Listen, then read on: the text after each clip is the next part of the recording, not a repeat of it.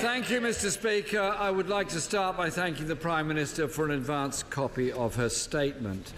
I've lost count of the number of times the Prime Minister has come to this House to explain a further delay. They say, Mr. Speaker, history repeats itself, first time as tragedy, second time as farce. By the umpteenth time, it can only be described as grotesquely reckless. This is not dithering, it's a deliberate strategy to run down the clock. The Prime Minister is promising to achieve something she knows is not achievable and is stringing people along. So will she be straight with people? The withdrawal agreement is not being reopened. There is no attempt to get a unilateral exit on the backstop or a time limit. In Sharm el-Sheikh, the Prime Minister said, and I quote, "A delay in this process doesn't deliver a decision in Parliament, it doesn't deliver a deal." I can only assume she was being self-critical. She's so far promised a vote on her deal in December, January, February and now March, and only managed to put a vote once, in January, when it was comprehensively defeated.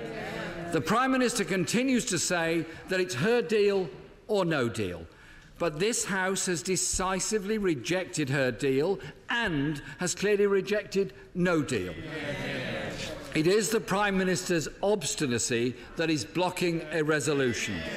So if the House confirms that opposition, then what is the Prime Minister's plan B? And I pay tribute to others across the House who are working on such solutions, whether that's what what is commonly known as Norway Plus, or other options. Labour, I would like to inform the House, will back the Costa Amendment if tabled tomorrow, and also confirm that we'll back the amendment drafted by the Honourable Member for South Leicestershire on securing citizens' rights for EU citizens here and for UK citizens in Europe, some of whom I met in Spain last week. The Prime Minister has become quite the expert at kicking the can down the road. But the problem is the road is running out, and the consequences of running down the clock are evident and very real for industry and for people's jobs. For now, the Prime Minister states the can can be kicked until the 12th of March, but the EU cannot ratify any deal now until its Leaders' Summit on the 21st of March. After all, Section 13 of the EU Withdrawal Act states that the final agreement is laid before this House before it can be voted on. So can the Prime Minister confirm how can there be a vote in this House if the EU has not yet agreed any final exit? Or is the Prime Minister now saying that there will be no change to either the withdrawal agreement or to the political declaration, and so will we be voting again on the same documents? Every delay, every bit of badly made fudge just intensifies the uncertainty for industry, business investments being held back, jobs being lost, and yet more jobs being put at risk. The real-life consequences of the Prime Minister's cynical tactics are being felt across the country. Factories relocating abroad, jobs being lost, investment being cancelled, thousands of workers at sites across Britain's towns and cities are hearing rumours and fearing for the worst. The responsibility for this lies exclusively with the Prime Minister and her government's shambolic handling of Brexit. Even now, Mr. Speaker, with just 1 month to go before our legally enshrined exit date, the Prime Minister is not clear what she wants in renegotiations that have now dragged on since it became clear in December that her deal was not even backed by much of her own party, let alone Parliament or the country at large. Labour, Mr. Speaker, has a credible plan that could... Labour, Mr. Speaker, Labour has a credible plan that could bring the country together, provide certainty for people and safeguard jobs and industry. It is based around a new customs union with the EU to protect our manufacturing industry, a close alignment with the single market protecting all of our trading sectors, and keeping pace with the best practice on workers' rights, environmental protections and consumer safeguards. The people of this country deserve nothing less. The Prime Minister talks about giving commitments on future developments, but that is way short of a commitment to dynamic alignments on rights and standards, when we know many on her front bench see Brexit as an opportunity to rip up those vital protections. In recent weeks, Mr. Speaker, I've been speaking to businesses, industry organisations and trade unions. Last week, along with our shadow Brexit Secretary, my right honourable friend, the member for Holborn and St Pancras, my friend, the member for Leeds East, and Baroness Chakrabarti, I travelled to Europe to meet with EU officials and leaders to discuss the crisis and explain Labour's proposals. We left with no doubt whatsoever that our proposals are workable and could be negotiated. So tomorrow, Mr. Speaker, we will... Order. I indicated to the House that the Prime Minister should be fairly and courteously heard.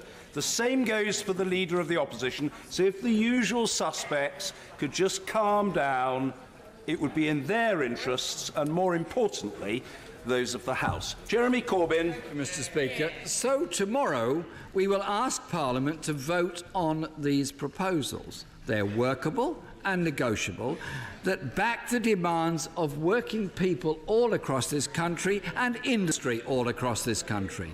So I urge members across this House to back that amendment, to respect the results of the 2016 referendum, to safeguard jobs, investment and industry in this country. Labour accepts the result of the referendum, but we believe...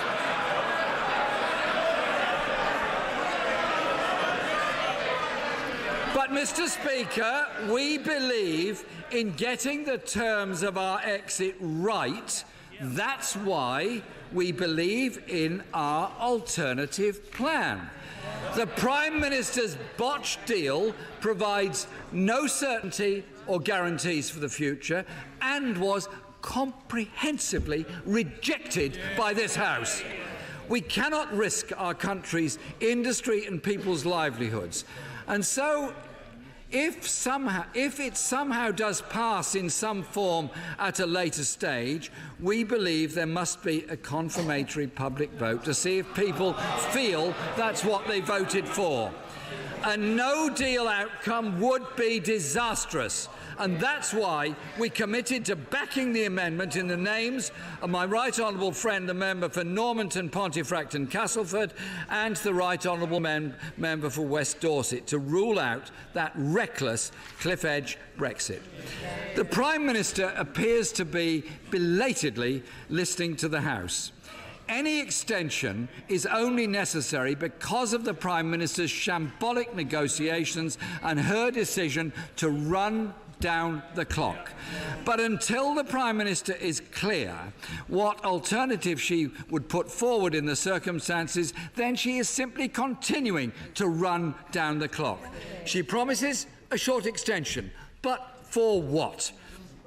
If the government wants a genuine renegotiation, it should do so on the terms that can win a majority in this House, on terms backed by businesses and unions that are contained within Labour's amendment, which I urge the whole House to back tomorrow. Prime Minister. Thank you, Mr. Speaker. First of all, on a couple of the questions that the right honourable gentleman asked. He asked about the meaningful vote and whether there would be new documents brought before the House. Of course, we are in discussion with the EU about the changes that this House said they wanted to see in relation to the backstop for Northern Ireland. It is those that we're discussing with the European Union, and of course any changes that are agreed with the European Union would be put before this House before the meaningful vote.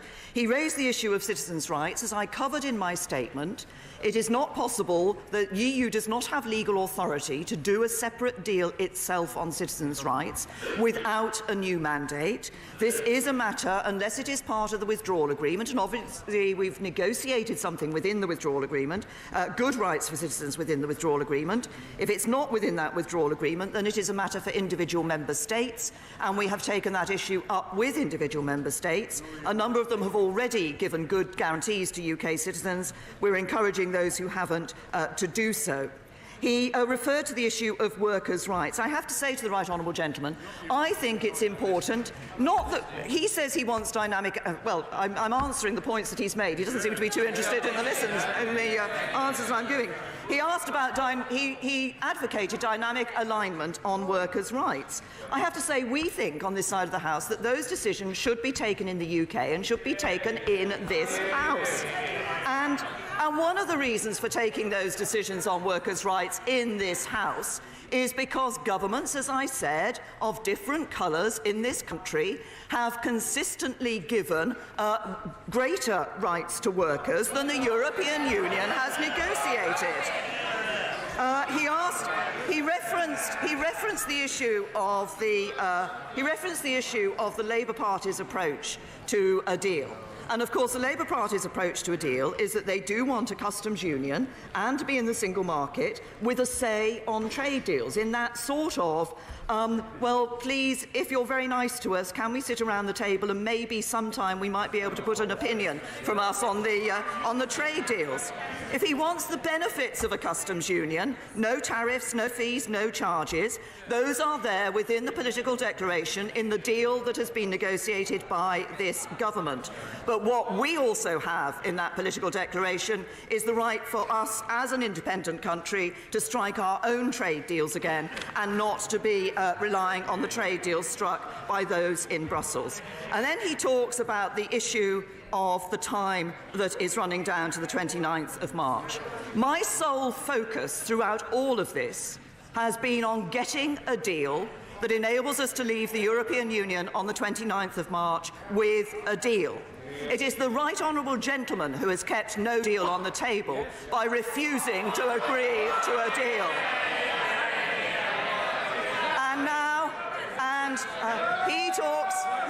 He talks about uncertainty on jobs.